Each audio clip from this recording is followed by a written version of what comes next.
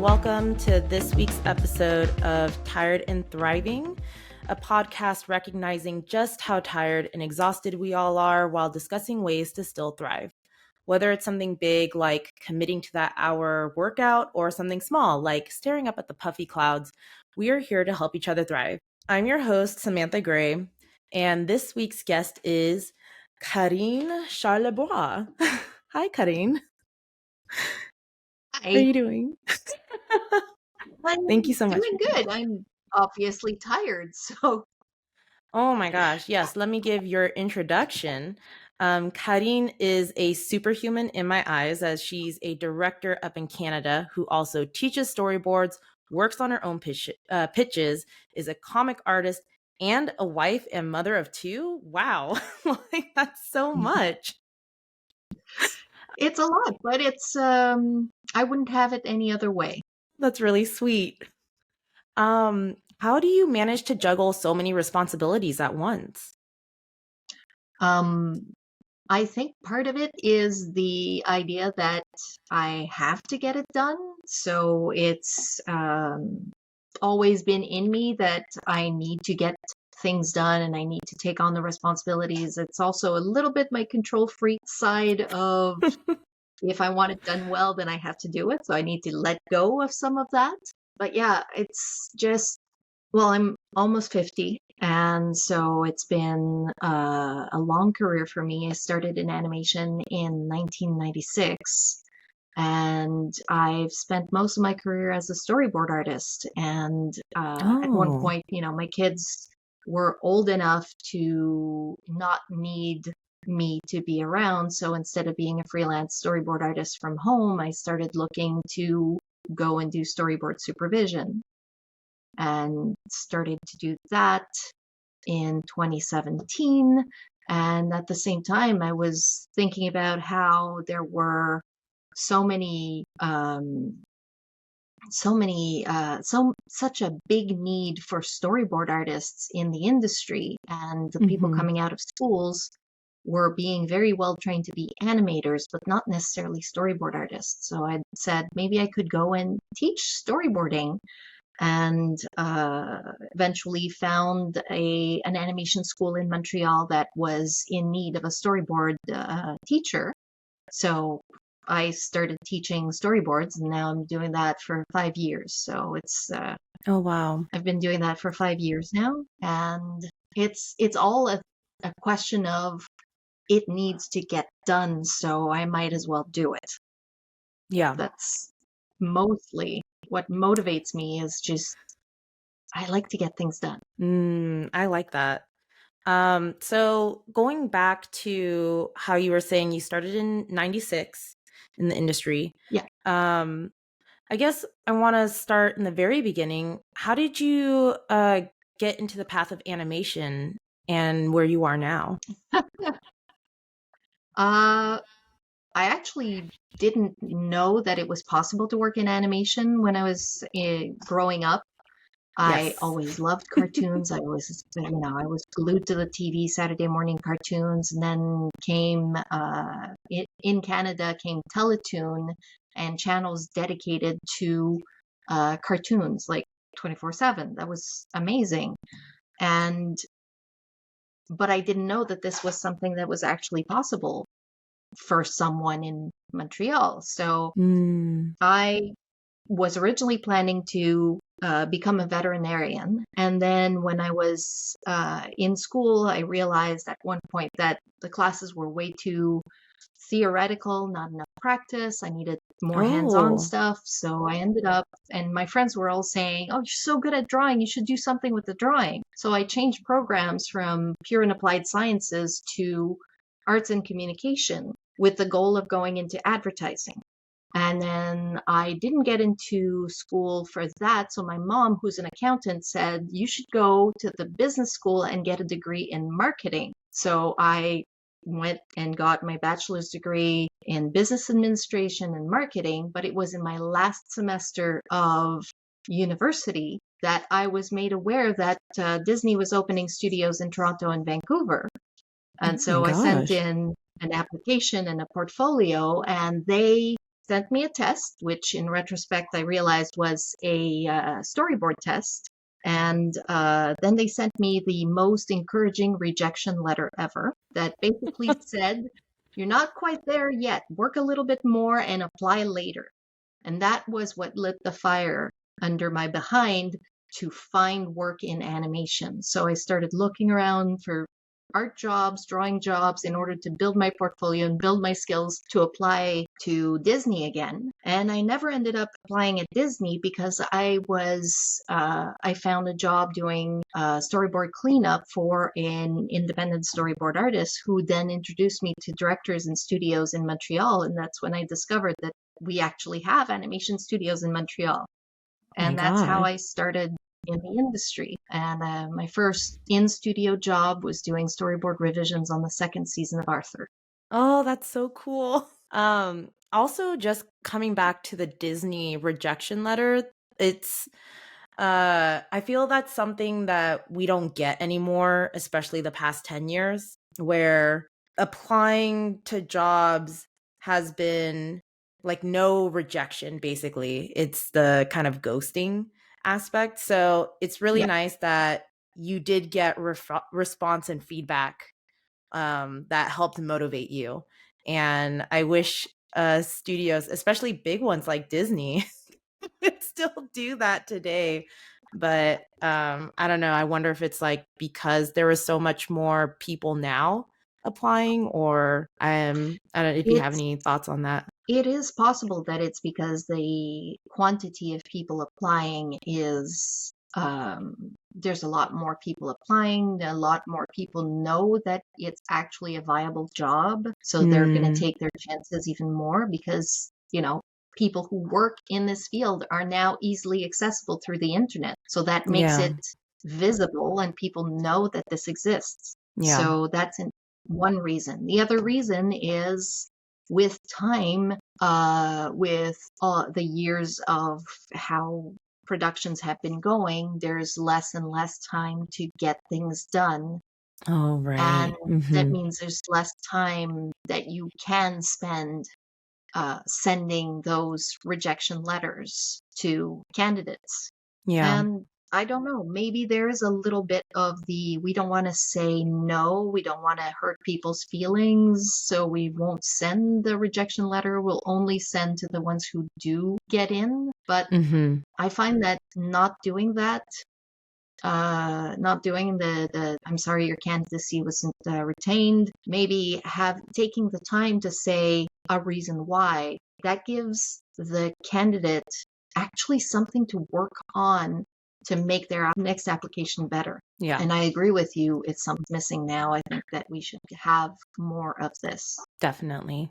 So since you're up in Canada, can you tell me about the animation industry up in Canada and what difficulties you faced versus what you've enjoyed about it? The animation industry in Canada is a lot of it is a service industry for the American studios. We cost a lot less than Americans do. Our cost of living is lower. And there's the exchange rate as well, which is an advantage for American studios to outsource their services to Canadian studios. So that is a thing that happens. That is how I got to work on shows like My Little Pony and F is for Family and Arthur and other American shows that were produced in Canadian studios. To me, that's a great thing because it allows Canadian talent to shine on productions that get seen, outside of Canada, in the United States and around the world. So that's in that sense, we get to play in the big leagues when we're in the service industry that way. Mm-hmm. But at the same time, because we cost less, the studios budget that way and they don't give us the kinds of resources that are readily available in the States. And so we don't get to really push our animation. We don't get to have the time to do really good work. Like I was saying, the schedules are getting tighter and tighter. There's often, just LA to Montreal, there's a 3-hour difference. It's not as bad as if you're talking about LA working with European studios or even in Asia, but there's still that time difference that can cause problems in communication. There's cultural differences and expectations in acting and in staging and things like that that are cultural, that we don't plan things the same way. We don't say things the same way. Some cultural references are completely lost. We can put cultural references that make sense to us in shows, and then they go to back to the studio in LA, and they go, well, we can't use this. This makes no sense. This is not okay. And then they have to redo everything. But that communication of, hey guys, you missed the mark. This is not our cultural reference, never gets to us because there's no time.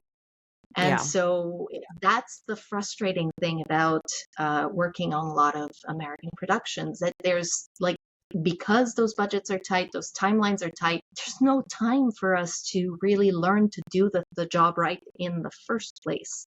So I get, right now, there's a lot of very frustrated artists in LA that are angry about jobs going overseas. And they're saying that the work comes back and it's bad and they need to redo it. I'm on the other side of this equation, and it's like, I want to do good work. Just give me the resources so I can do the good work. And that's frustrating because I just want everybody to be able to work regardless of the geographic position, really. Of course. So, yeah, that's just hard because it's like they're trying to restrict the time on both sides, because and they're just pitting us against each other, whether it's like, hey, you guys are taking too long or asking too much, so we're sending it outside or outsourcing, but then they're also, as you said, cutting off resources to you, and then I'm really glad we got to talk, because this is such a perspective that we don't have here. So I don't know if you were gonna finish. I was going to say that as much as we're in the service industry, we also do shows specifically for our market. So we do have some intellectual properties that are ours. I'm currently working on a show that is entirely ours, and it's fantastic to be working on something that is not dependent on, an outside production, and the scripts are all done in-house. Well, not in-house, but we're reworking the scripts. Like, I'm sitting there with the show creator and producer, and we've rewritten parts of the scripts together, and I'm doing the storyboards on the show. And so it's really hands-on, but it's such a small production that it's possible to do this stuff. And that's actually one of the highlights right now, is how much being in a small production in a small studio means that you get to do so much more, because the control is in our hands. It's not outside. Again, control freak. So that's really appealing to me right now. Since you started in 96 and talked about time constrictions, like, how has it been when you first started versus now, or like what kind of differences, have there been? Well, there was a transition from paper to computers. That definitely made a difference. When I started, the storyboards were all drawn on paper, but I had 3 weeks to do an 11-minute episode in storyboards. And that was just enough, or maybe just a little short on time if I was working full time. So for the most part, I would deliver on time and all that. And it was like those ledger size paper with 3 boxes, and had to write everything and copy paste, not copy paste, but actually physically cut out and tape in the dialogue on the storyboard sheets. So that was involved process. But doing that means that I wasn't doing the timing or the slugging, or I wasn't doing any of the animatic stuff. So in 3 weeks, I would deliver a clean board. Nowadays, you might have 4 weeks to deliver a clean board in Storyboard Pro, with the timing, the rough timing at least, and your voices in there and all the indications Yeah. done and all that kind of stuff. So there's a lot more work because Yeah. Storyboard Pro allows that much more work to be done. So we don't have anybody doing slugging anymore because you basically do it in Storyboard Pro.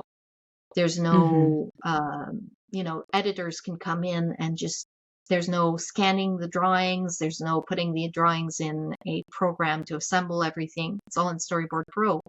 An editor can come in and do a job that was originally going to take them at least a week. They can do it in a couple of days. So Yeah. there's a lot of changes like this, like some of the responsibilities that were production assistants and those responsibilities either no longer exist or have been put in the court of the storyboard artist, and the Yeah. salaries have gone down. Oh, which is So that's, insane. yeah. So it's just the animation industry had a major crash in all the salaries, and they've gone down and they haven't moved back up. I make a fraction of what I did when I started in animation. So yeah, that's fun. Oh. Oh, that's fun. You really got to But love it, what you do at that point. yeah, that really is, I continue working in animation and comics and all that, teaching animation and all that because I love it. Yeah. Well, I want to go into, as you said, you have two kids, and as a woman who feels that, well, yes, as me, a woman who feels that most of my female colleagues my age, we're all putting our career first before having children. What has been your experience as a working animation mom? Like, did you ever take a break from animation to focus on them, or? I live in Canada. That makes a big difference because we Oh my have gosh. maternity leave, we have paternity leave, we have parental leave, and all of that can total up to a year. So Uh, if I want to, I can have a full year off. So yeah, oh. seriously, it makes a huge difference. So my first pregnancy, I worked up to, I think about a month before I was due. So the second week of October, first or second week of October, is when I Mm-hmm. stopped working to go on maternity leave. And my first son was born 2 weeks early on Halloween. So then I had a year with him at, it's basically you get EI, but it's maternity leave. You get that payment throughout the entire period that you are off of work and taking care of your child. And I went back to Oh. work when he started daycare at the age of about 8 months. Mm-hmm. And then how about So your second child? Was it the my same second or? child, I took a shorter maternity leave, but I was also, I stopped working when I was very heavily pregnant as well. I took the break. And then I was also working on the Gargoyles comic. So I was Mm. working on that comic while I was working full time. And so then I said, I just had the comic to work on. So I worked on that comic, and I had a friend who would come over and with her kid to basically take care of my child while I was, cranking out comic book pages. And that allowed me to, keep up with my Deadlines or? my Gargoyles comic schedule for a while. But yeah, my second child was like, he's a competitive gymnast now. So Oh my he goodness. was super agile, super solid from very early on. At 5 months, he was dragging himself on the ground. At 6 months, he got a spot in the daycare where my older child was. So I brought him in, and they said, is he crawling yet? I said, well, he's been dragging himself on the ground, and then he just went on all fours and crawled across the room. So I went, I guess he's crawling now. So at that point, he was he started daycare, and I went and looked for work, and I ended up working at a company that did online video games based on cartoons, like online video games for kids in Flash. And I worked there for a couple of years and then went back to doing storyboards and just kept doing that. The scheduling with getting the kids to daycare, and we had moved a little bit further away from where we used to live. So then it was like the logistics of I was leaving early in the morning in order to go to work so I could leave work early to pick up my children, whom my husband would drop off later, and then he'd get home later. So there was a trading cars at that train station, and it was like really difficult logistically. So when I went back to storyboarding, I said, you know what? I'm just going to stay and work from home, and the kids are going to be, I'm going to take care of taking the kids to and from daycare, and I'm going to stay home and work from home for as long as necessary, up until the point where I figured my youngest could be, could take care of himself coming home from school and getting himself a snack, taking care of his own things. So it was when he reached about the age of 11 in sixth grade that I said, okay, I'm going to start looking for work in studio, going back into studios. Yeah, but so yeah, it was a lot of well, my kids were used to me working from home, and there were definitely moments where it was, you know what, they're in daycare or they're in school, and that was fine. I could get work done, and then the kids would come home. I would do the stuff with the kids, they feed them, take care of them, play with them a little bit, and make sure the homework gets done, fight with them. It's because it's never all sunshine and roses. And then eventually, the kids would have their bedtime, and then I'd come back and do a couple more hours of work to, meet the deadlines. But there were days when it was like just work until late just to meet the deadlines, because parenting is, your schedule is never set in stone when you're a parent. There's always something. It's always for the kids. But yeah, at some point they got old enough that I would say the TV living room is right behind me. And I would say to the kids, I'm working until 5:30. Do not use a TV. Do not play video games. Do not do that. You can do something elsewhere. But when 5:30 comes along, it's fair game. You can turn on the TV. You can tell me to get off my computer because I've been working too long. You can do that. You're allowed to tell me to stop working. So that worked. Yeah, that's great. And it's great that they respected my younger you. son, who's 16 now, would come over and poke at me and say, no, you've been on your computer too long. Stop working. That's so sweet. It's like they're little timers to like help you get up and, not stay at the computer. Yeah. Because sometimes you go into hyper focus mode and just get like, I'm totally in the work, and it's like, hey, enough. Yeah.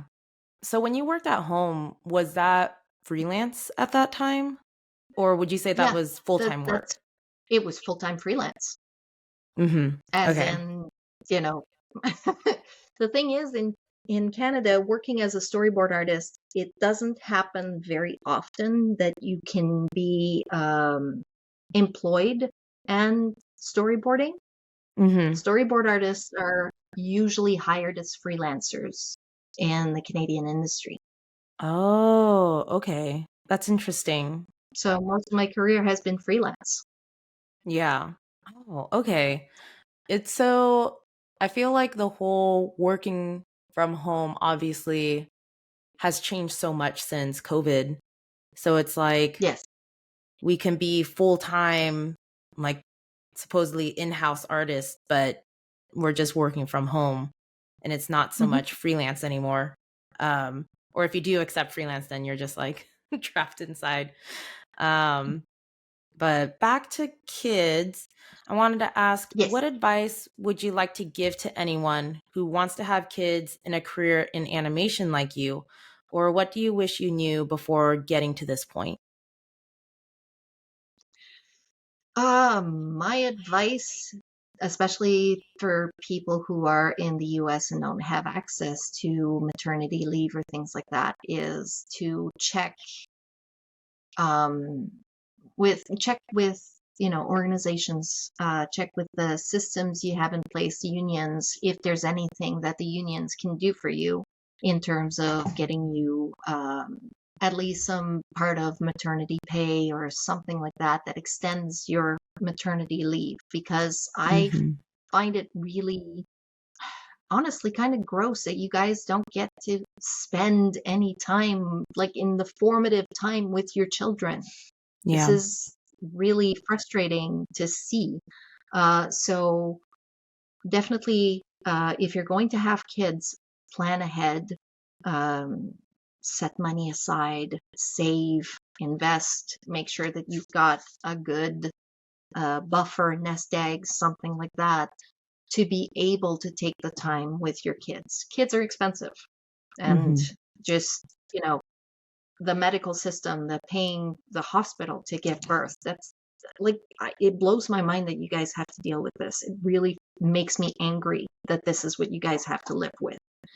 But planning ahead, also making sure that you've got people around you who are going to be able to support you, other moms who already have kids, sharing information about babysitters, daycares, all that kind of stuff, the services, uh, clothing swaps, all these things that can help you both with time and with the financial aspect of being a mom. Yeah. Um, Definitely, I will say that on the psychological, emotional side, becoming a mom changes you in a certain way. It will make Mm. you a lot better at your job in terms of organization, in terms of getting stuff done in not a lot of time. There's mommy brain Mm-hmm. is a real thing. Sometimes you can forget where you left your phone, and then you open the fridge later and you realize it's in the shelf in the fridge. You don't know how it got there, but that's where your phone ended up. So mommy brain is real, but it is also at that point that you're building all these mechanisms to do logistics, because you have to get stuff done while the kid is napping and as the kid is up and eating in his high chair, and you're doing something else, and you're getting stuff done really efficiently, really quickly, because you have to. So these are all skills that can be brought back in your work in animation, making sure that you break down your work in manageable chunks. You set yourself deadlines, like mini deadlines inside your big deadline, to make sure that you are not going to be stuck at the last minute. Organizational stuff, but also you become familiar with the idea of what a kid is like and how kids behave. And you see not just your kid, but the other kids that your kid interacts with. And that makes you more able to become a better storyteller of children's stories, especially stories that involve children. Yeah. And this is a comment that I've received from one of the show creators that I'm working with. The fact that I'm a mom makes me a better actor for the kids in my storyboards. Mm-hmm. Because you get to observe your So children that, and like. yeah, and you observe your children, you're constantly in contact with kids. Mm-hmm. So their ways of moving, their ways of speaking, their ways of interacting with their friends, the ways their friends move and act, and just all of that. It's like inspiration. You get it, you take it in, and then you can bring that into your work, and it does improve your work a lot. So that's definitely a side effect of being a mom that I didn't expect, but it's only in somebody else, making me notice that I went, oh, yeah, you're right. That's actually a good thing. Well, speaking of, I guess, how that helps in your work, I know you're working on a pitch. Is your pitch geared towards children or is it more adult? Can you tell me more about the pitch idea, or? I can tell you a little bit about it. It is not geared at kids. It's actually, I would call it geared towards teenagers, but the market right now is not for doing animated shows for teenagers. Yeah. And that's a little bit frustrating. But let me give you the pitch right now. Okay. So, remember when Colonel Hadfield was in the International Space Station and he was doing videos teaching us about, what life was like in the International Space Station and all sending videos down and playing Ground Control to Major Tom on his guitar and doing all these videos. Yeah. Well, they went down, but they also went up. Oh. And so an alien scout ship received those videos and then said, "Oh my God, the level of education on that planet is amazing. We need to send our kids there." And they came to Earth and they said, "Take us to your school principals." That was 5 years ago. And now there are some pilot projects on Earth where there are alien exchange students going to high school with regular humans. And our show is set in a school in the Montreal area, which is, where I am from. And it's all it's comedy, zany, slapstick, but it's also got a lot of heart, and it is designed to address all the issues of diversity and representation and acceptance of the difference, and just a whole lot of exploring of what makes people tick and what makes people come together and overcome the differences between each other. Oh, that's nice. At what stage are you at with this pitch? Like, do you think you're gonna be pitching it soon, or? I've got we've recorded some actors, we've got a script. I started working on the storyboard, and just like a teaser storyboard, and it's not very far yet because I've been busy with other stuff. But I think that once we've got that storyboard, like that animatic done, and we've polished off the text for the Bible, we should be able to pitch fairly soon. But the idea is still, it's percolating, and it's something I'm doing with a friend of mine, a longtime friend of mine. And it's just frustrating because it feels like the kind of show that you want to put a good budget on it. And in my experience, there's not much that it's difficult to find a place that I think could handle this show. And that's a little bit frustrating for me. Yeah. But who knows? Maybe we'll get some good ideas, some good interest and all that. So. Yeah. I mean, so you're going to make a like a pilot pitch basically first, like a little sample. Yeah. To send out. It's tiny sample, not a big thing. Yeah. Just, this is what we want our show to feel like. And my original plan was to bring it to the Ottawa International Animation Festival for pitch this. Yeah. And maybe get it through there and get some eyes on it that would be a little bit wider in scope than what I'm used to, but I still want to work on it. And if it's, picked up by some place that's far away, it's difficult for me to be present on that. So that's another one of my worries. But with the whole working from home and even with an outsource mindset, do you think it would still be possible to, I guess, work close on it? Because I feel with I had to manage a studio in Atlanta, and I guess I still had to I still had such a hand in the project. Are you more worried that you just won't be there personally to look it over, or what's kind of the hesitancy? I I like working with the team live, even though right now Hmm. the show I'm working on, I'm directing a show and I am actually a 3 hour drive away from the studio that makes the show. Oh, wow. So Hmm. I'm working remotely. COVID has made it very obvious that it is possible to work remotely on a lot of these things, a lot of these productions.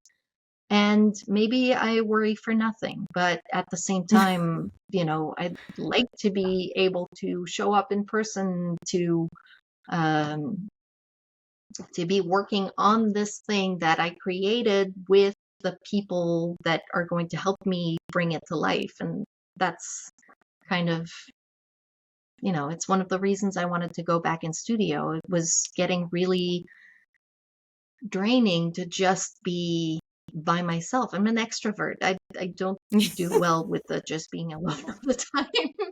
Yes, I feel that. I don't know what it is. Maybe it's because we're storyboard artists that like we're so animated, or that observation of human interactions. Because I feel the same. I do thrive better when it's in person. I feel like, or at least a hybrid system. I think a lot of us Well, feel that's comfortable with.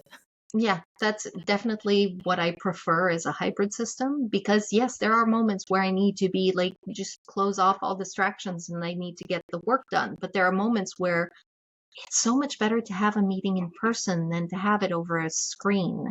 Yeah, It's definitely. there's just so much more that goes through when you're talking to a person live.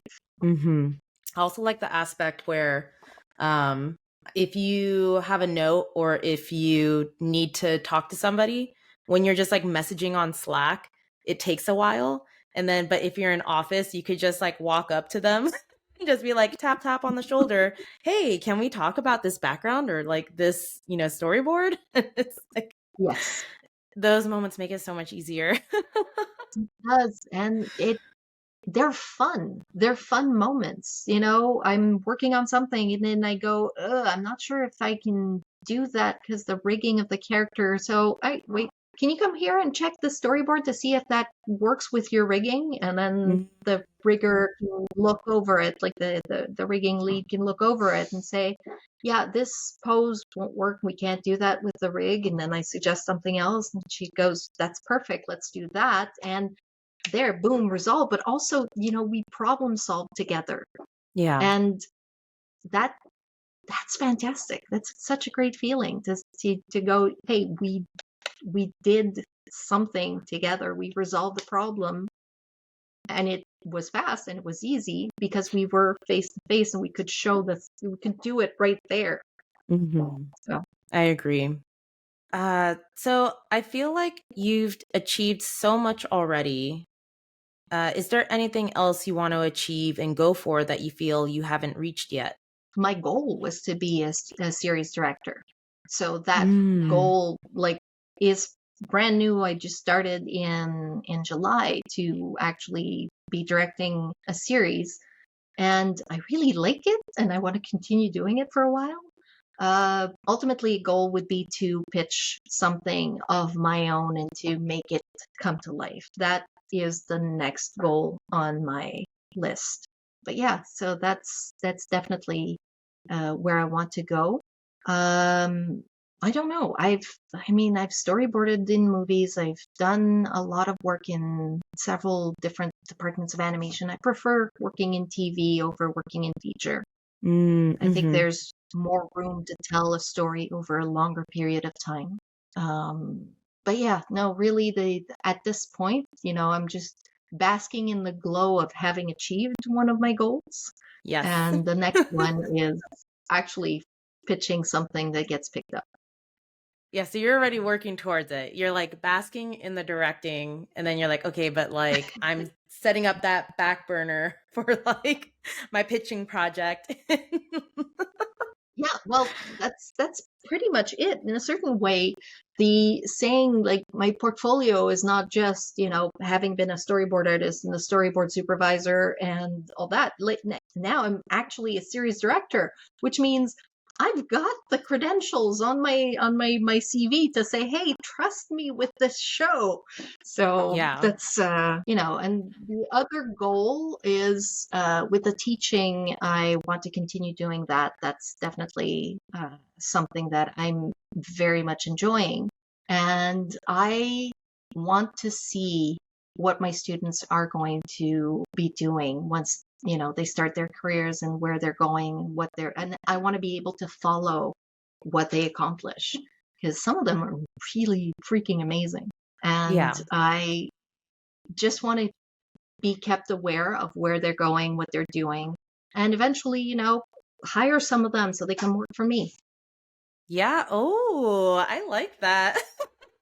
You're like, I'm going to teach these kids, give them the skills so that when I hire them, they know what they're doing. They know what they're doing. Exactly. Brilliant. Yeah.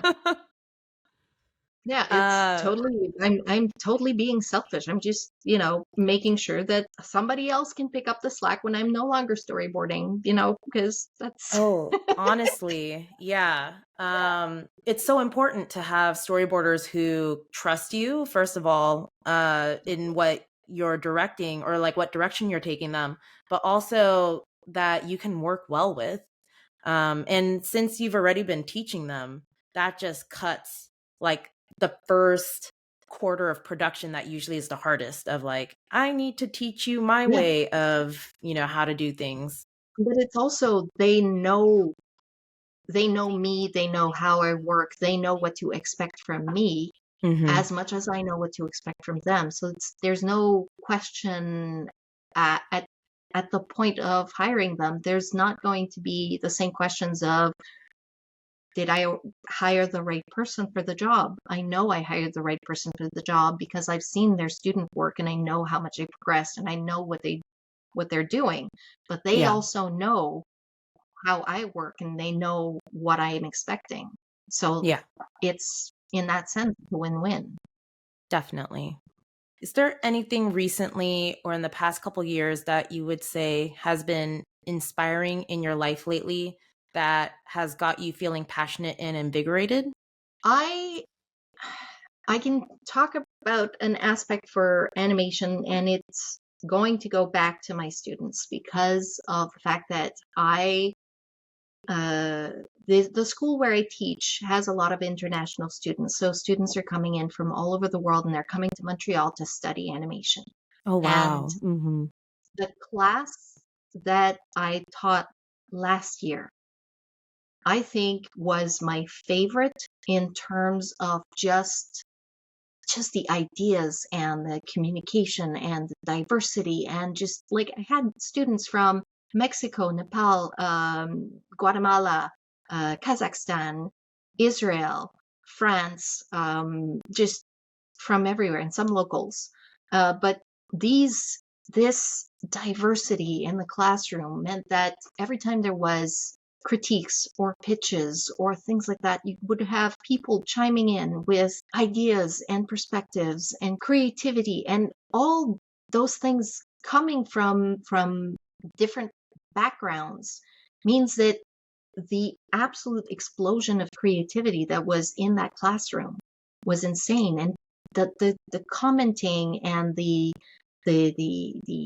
solution bringing and all that kind of stuff that came from all these students was so I'm losing my vocabulary here, but they were brilliant and they were helpful to each other and they were always bringing up new ideas and taking it in new directions that I didn't expect.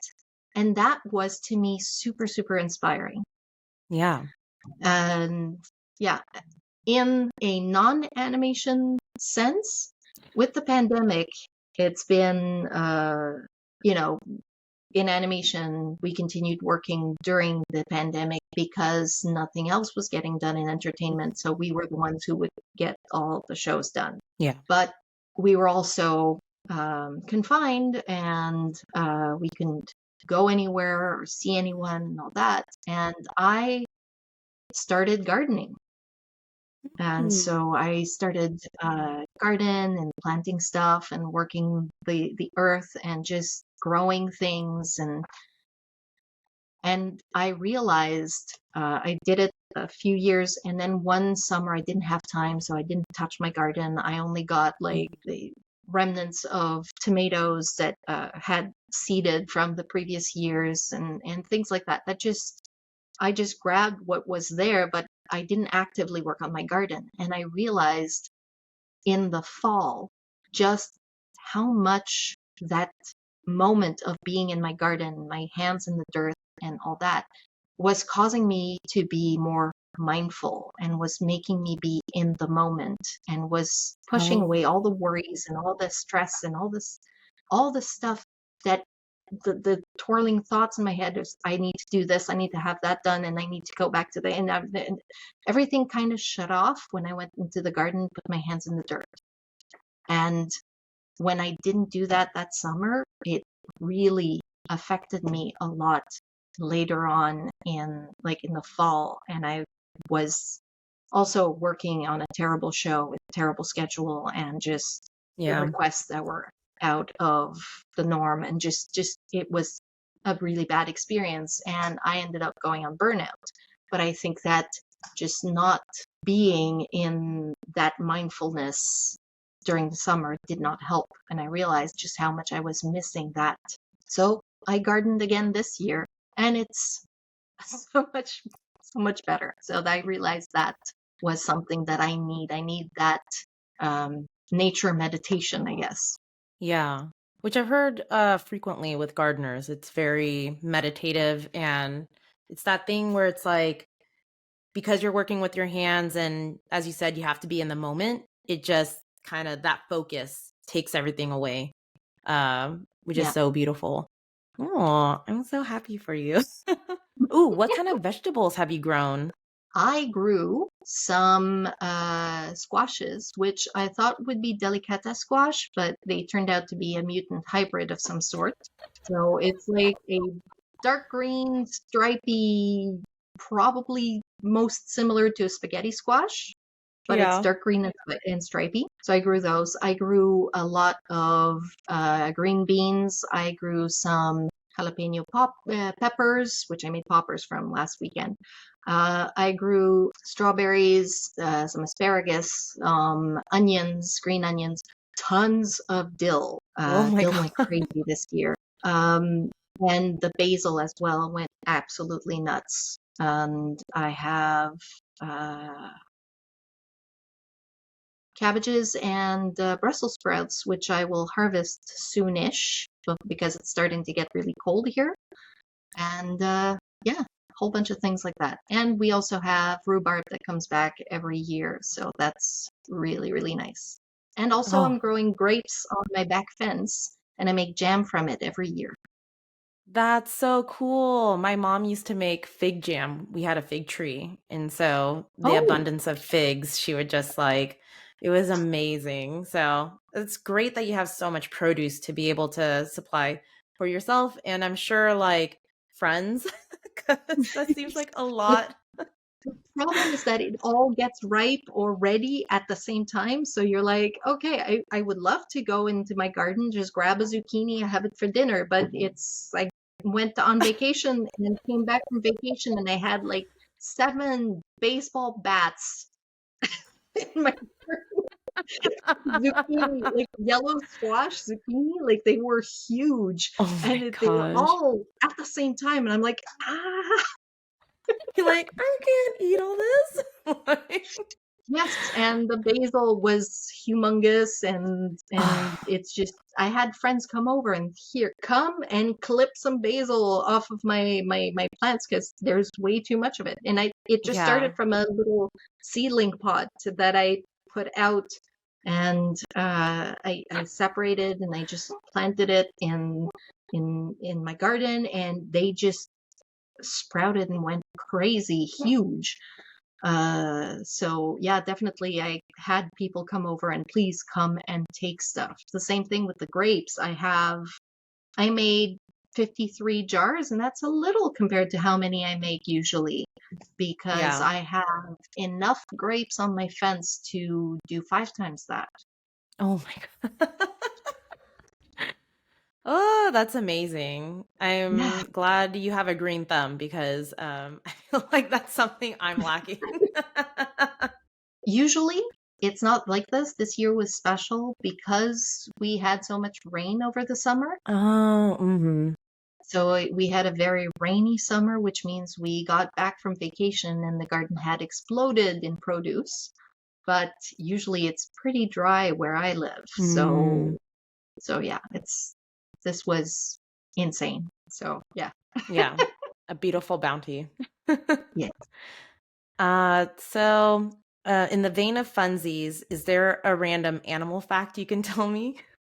Ah, random animal fact. Did you know that wombats poop in cubes? I did know that one, Aha. which I still don't understand how that's possible. What is it about their colon and how they push it out? I don't know. I It don't. shapes it like cubes. Yes, it's really yeah. It's so odd. Ugh, now I'm gonna think about that. I might have to look that up afterward. The Then I'll only like reason I thought of update. it is because the oatmeal did a video about it recently. Did they You know the really? oatmeal? Yes. Yeah. You should look it up. It is very funny, and it's talking about the wombat's butt, and it's not just about the poop. It's about the wombat's butt, and you should look it up because it's hilarious. Oh my God. Okay, yeah. So the explanation is So gonna be ahead of that's me. gonna be the random fact. That's my other random fact that you might not know about. So go check out the oatmeal's video on wombats. Will do. Thank you. So, as part of the show, I'd like to pull out a tarot card for the episode because who knows, maybe a listener needs to hear it today. Um, I'm going to be using it's called Universal Fantasy Tarot, and I'm going to just start shuffling. And, Karine, if you could just tell me when to stop. Now, Okay. Ooh, we've got the Ace of Swords. ooh, Let me think. I don't usually get the Ace of Swords, so I'm a little interested. Okay. Okay, tarot. Um, it says the Ace of Swords is a card that represents new ideas, clarity, and breakthroughs. It represents making correct decisions, being assertive. So basically, it's just like good news coming forward. Yeah, but which it's good news, but with uh, strength and assertiveness, and making decisions and trusting that they're the right ones. yeah. And especially because it's an ace, so that's kind of like a beginning. So it's going to be a fresh new thing. Also, I just want to show you the card so you can see it. Um, Oh, so that's good. I know it's so nice. One of my friends gave me It this is deck. It's very so pretty. nice. But I don't know if you feel anything either from what this image kind of tells you. Hmm. It is a column in the middle of a room with columns on the side, but it's the big one and it's got things on it that are growing. It's very much an upward moving image in my Mm-hmm. eyes. It also to me feels like a foundation, this column that we're focused Hmm. on. And it has like a sword in the middle. And especially with the growth of vegetation going up, it feels Yeah. very it's not harsh. It's Given my feelings about gardening and growing things, like I think this is, it's soft, but it's also um I don't know, there you said nurturing. I think that's in a certain way true, but it's also showing that it can grow and become bigger and become more than what it is right now. yeah, I like that. As well as like Yeah. especially with the sword, which I always like swords cuz yeah, it shows a lot of initiative and that Hmm. strength. So I'm really excited to see how that's going to turn out for you, especially with everything we've talked about. It could be gardening. It could be the fact that like gardening, that kind of meditation and putting that in your work. Uh, like It could combines be, itself to or it really could make be that just strength. it could also be just, as I'm starting in this world of directing and moving forward and, new projects and new shows and new Yeah, things that can come in the future. And just this is a good decision to have taken to follow this path and to go in that direction. definitely. So And set up just that I can take that foundation. as an interpretation. Yeah. Yeah. I love that for you. Oh my God, I'm so excited. Well, thank you so much, Karine, for being here and talking with me. Where can people find you and follow your work and hear the latest updates? I am easy to find. My online nickname has been Canthara since the 1996. So Oh my gosh. Kanthara. You can find me on Instagram. You can find me on Bluesky. You can find me on Facebook. I have a Facebook page. So Mhm. Canthara or Canthara Draws. So just that username. My webpage is cantharadraws.com, and that's where you can find my online portfolio. Mostly, I just, I'll post drawings on Instagram every once in a while. I will post on Bluesky, and I just am continuing to work. So I'm not as prolific as I used to be, but these are the places where you can find me. Amazing. Well, sadly, we are at the end. Thank you so much for tuning in. If you enjoyed this podcast, please follow, subscribe, all the things. You can also follow Tired and Thriving on Instagram at Tired and Thriving, all one word. You can email if you want to reach out, give feedback, or let me know maybe how you've been uniquely thriving at tiredandthriving@gmail.com. Thank you again and hope you all have a thriving week. See you next time.